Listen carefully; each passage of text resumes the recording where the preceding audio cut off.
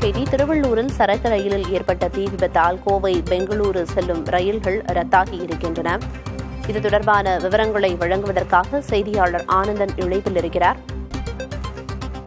ஆனந்தன், இந்த தீ விபத்து காரணமாக ரயில்கள் ரத்து செய்யப்பட்டிருக்கிறதுனால பயணிகள் எந்த அளவுக்கு அவதியடைந்து வர்றாங்க, என்ன விவரம்?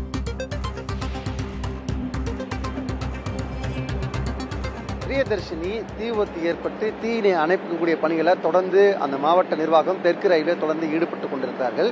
இந்த நிலையில்தான் சென்ற ரயில் நிலையத்திலிருந்து செல்லக்கூடிய அந்த மார்க்கத்தில் செல்லக்கூடிய அனைத்து ரயில்கள் ரத்து செய்யப்பட்டதன் காரணமாக சென்ற ரயில் நிலையத்திலிருந்து வரக்கூடிய ரயில் பயணிகளுக்கு மீண்டும் தகவல் கொடுக்க வரை யாரும் வர வேண்டாம் என்று இங்கே சொல்லி அனுப்பக்கூடிய காட்சியை நம்மால் பார்க்க முடியுது.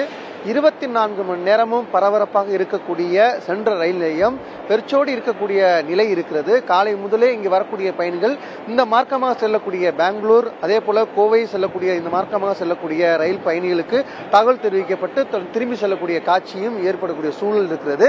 இங்கு கோயம்புத்தூர் செல்லக்கூடிய பயணி நம்மிடம் இருக்கிறார், நம்மிடம் பேசலாம். சார் வணக்கம் சார், நீங்க எங்க போகணும், எவ்வளவு நேரமா காத்திருக்கீங்க, ரயில்வே நிர்வாகம் என்ன சொன்னாங்க, அதை பத்தி சொல்லுங்க சார். சார், நாங்கள் நைட்டுக்கு கோயம்புத்தூர்லேருந்து சென்னையில் ஒரு ப்ரேயருக்காக வந்தோங்க சார். ப்ரேயர் நைட்டு முடிச்சுட்டு நாங்கள் காலையில் போகலான்னு பார்த்து நைட்டு ட்ரெயின் இல்லைங்க. அதனால் காலையில் கோவை எக்ஸ்பிரஸ்க்காக நாங்கள் டிக்கெட் எடுத்து உட்காந்துட்டுங்க. ஆனால் ட்ரெயின் வந்து 7-8 மணி வரைக்கும் எங்களுக்கு எந்த தகவலும் இல்லைங்க. அதுக்கு பாடு எல்லாத்துக்கும் மெசேஜ் அனுப்பிச்சு எல்லாம் கேன்சல்னு சொல்லிட்டாங்க சார். பஸ்ல எல்லாம் போகலான்னு பார்த்துறாங்க, டிக்கெட் எல்லாம் ஓவராக இருக்கிறனால எங்களால் போக முடியாமல் இருக்கு சார். சாயந்தரத்துக்குலாம் ட்ரெயின் விட்டுருன்னு சொல்லிக்கிறாங்க, விட்டால் நாங்கள் கோயம்புத்தூர் போவோம் சார்.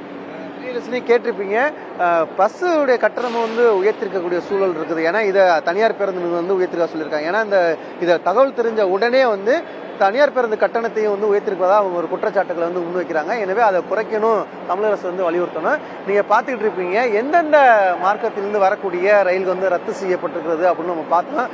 அதே போல வந்து பல்வேறு ரயில் வந்து சூப்பர் பாக்ஸ் ரயில் வந்து ரத்து செய்யப்பட்டிருக்கக்கூடிய ஒரு சூழல் இருக்கிறது.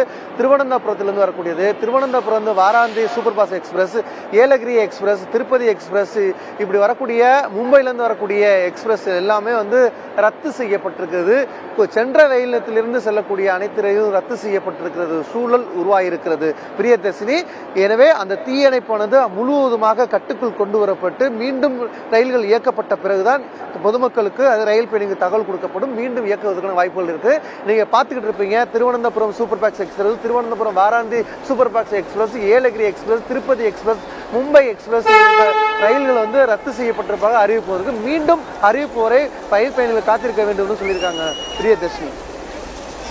திருவள்ளூரில் தீ விபத்து ஏற்பட்டதன் காரணமாக அந்த தீயை கட்டுப்படுத்தும் பணிகள் ஒருபுறம் நடந்து வரும் நிலையில் மறுபுறம் வந்து பல்வேறு ரயில்கள் ரத்து செய்யப்பட்டு அதற்கான அறிவிப்பு வெளியாகி இருக்கிறது. இதனால் பயணிகள் அவதியடைந்திருக்கின்றனர். விரைவில் இயல்பு நிலை திரும்பும் அப்படின்னு எதிர்பார்க்கலாம். களத்திலிருந்து தகவல்களை வழங்கியதற்கு நன்றி ஆனந்தன்.